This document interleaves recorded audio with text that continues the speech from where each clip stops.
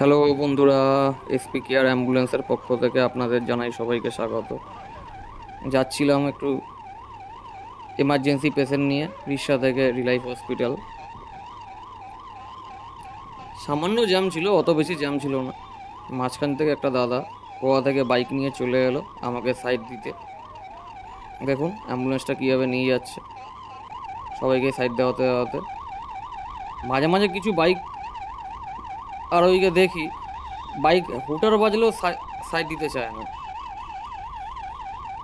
ইনি দাদা গোয়া থেকে হট করে চলে এলো, পুরো গাড়িটা আমাকে সাইড করতে করতে নিয়ে গেল হসপিটাল অবধি।